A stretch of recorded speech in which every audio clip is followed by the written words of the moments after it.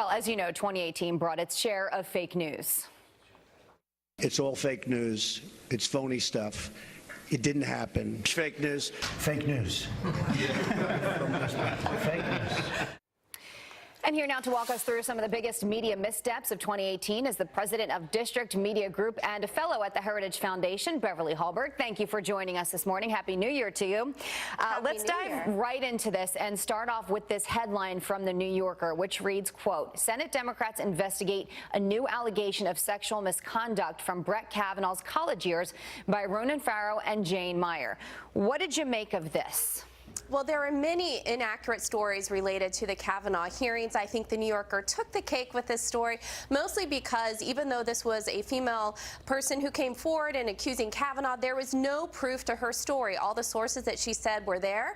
All of them said it didn't happen.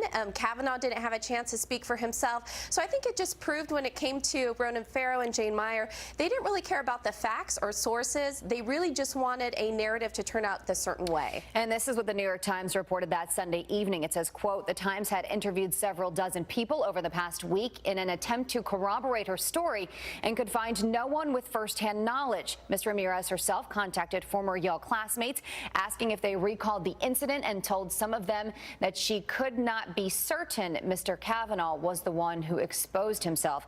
That was a wild whirlwind of a few weeks there. Yeah, and this is where, when it comes to journalists, one of the things they're supposed to do is make sure that the sources are correct, that there are people who can corroborate evidence. And yet we had accuser after accuser coming out trying to ruin not just this man's credibility, but the whole process of trying to nominate a judge to the Supreme Court. So journalists, we should hold them to a higher standard. Yep. And fortunately, I think people saw through this story. Absolutely. Okay, let's talk about Jim Acosta. And I think a lot of people saw this, the exchange with President Trump. This was when he had a press conference with reporters the day after the midterms. Take a look at this.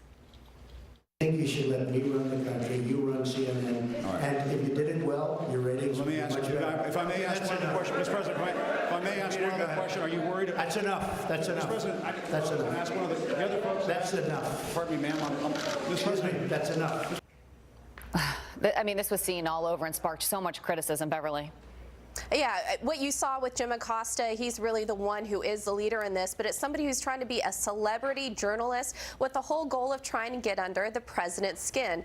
Not only is he not asking questions, but he's actually making accusations and then debating the president. And in this situation alone, he tried to push away a woman who was trying to take the microphone away from them. I think, though, at the end of the day, Jim Acosta is getting what he wants, because I think it's all about attention to him. And we are talking about him this morning, so perhaps we're giving him something that he wants. Okay, so let's give some attention to the Boston Globe right now and a correction that they had to make. And this was about Elizabeth Warren and the mathematical chances that she was Native American. And let's go ahead and read this correction. And it says, quote, due to a math error, a story about Elizabeth Warren misstated the ancestry percentage of a potential 6th to 10th generation relative.